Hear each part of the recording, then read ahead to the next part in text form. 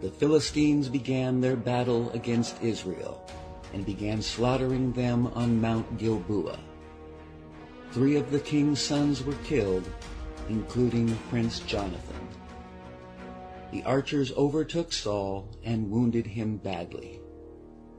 Saul asked his arm-bearer to kill him, terrified that he would be captured and tortured. The Philistines had a well-earned reputation for torturing their captives. The arm-bearer refused, so Saul took his own sword and fell upon the point of the blade, and it pierced through him. When his arm-bearer saw that he was dead, he also fell upon his sword and died with him.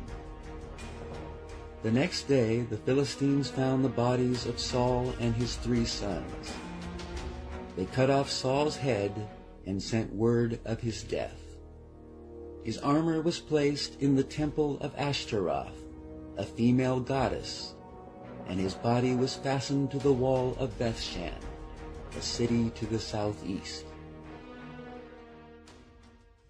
3 days later, a man arrived from the Israeli army with his clothes torn and with dirt on his head as a sign of mourning. He fell down before David in deep respect. He told David that thousands of men fell in battle, including King Saul and Prince Jonathan. He said the wounded king had asked the soldier to kill him. So I killed him, for I knew he couldn't live. Then I took his crown and one of his bracelets to bring to you, my lord. Where are you from? David asked. I am an Amalekite, he replied. Why did you kill God's chosen king? David demanded, and then ordered one of his men to kill him with his sword. You die self-condemned, David said, for you yourself confess that you killed God's appointed king.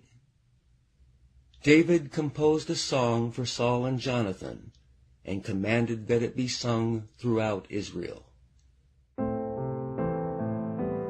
O Israel, your pride and joy lies dead upon the hills.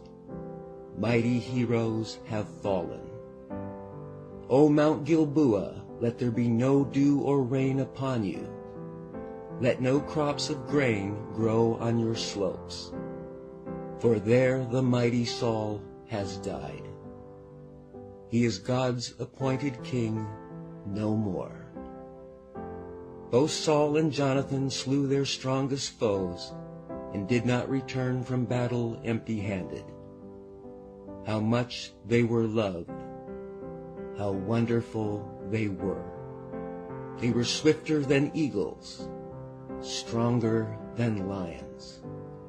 These mighty heroes have fallen in the midst of the battle.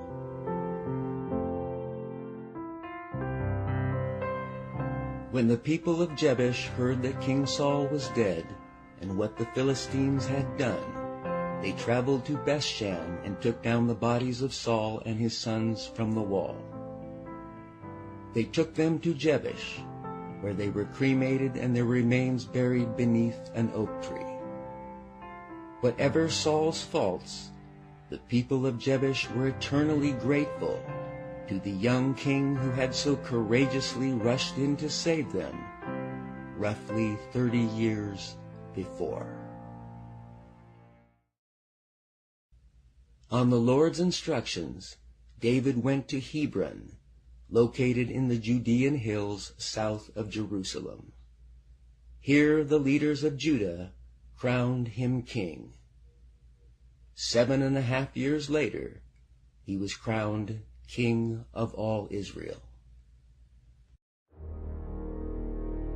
King David led his troops to Jerusalem to fight against the Jebusites, a tribe who held control of the city. Thinking they were safe, the Jebusites shouted, "You'll never come in here. Even the blind and lame could keep you out." When David heard the insulting message, he told his troops, "Go up through the water tunnel into the city and destroy those lame and blind." The troops defeated them, and David would make the city his residence. His construction of a palace made Jerusalem a royal city. Though poorly situated for either trade or military activity, it was nevertheless elevated to capital status, and David transformed Jerusalem into the religious center of his kingdom. High on this holy mountain stands Jerusalem, the city of God, the city he loves more than any other. O city of God, what wondrous tales are told of you. Nowadays, when I mention among my friends the names of Egypt, Babylonia, Philistia, and Tyre, or even the distant Ethiopia, someone boasts that he was born in one or another of those countries. But someday, the highest honor will be to be a native of Jerusalem. For the God above all gods will personally bless this city. Psalm 87, verses 1 through 5.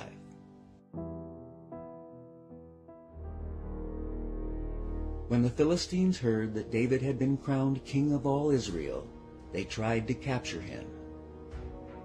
They arrived and spread out across the valley of Rephaim, descending southwest from Jerusalem to the valley of Elah.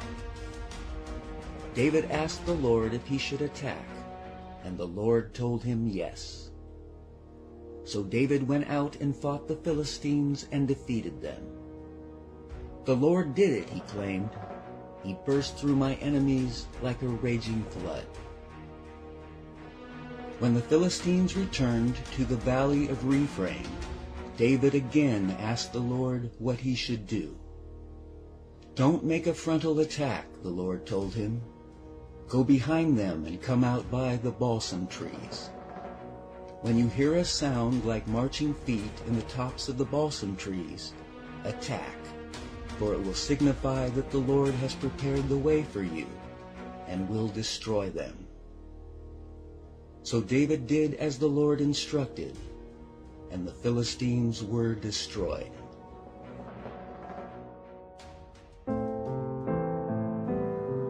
If the Lord had not been on our side, we would have been swallowed alive by our enemies, destroyed by their anger.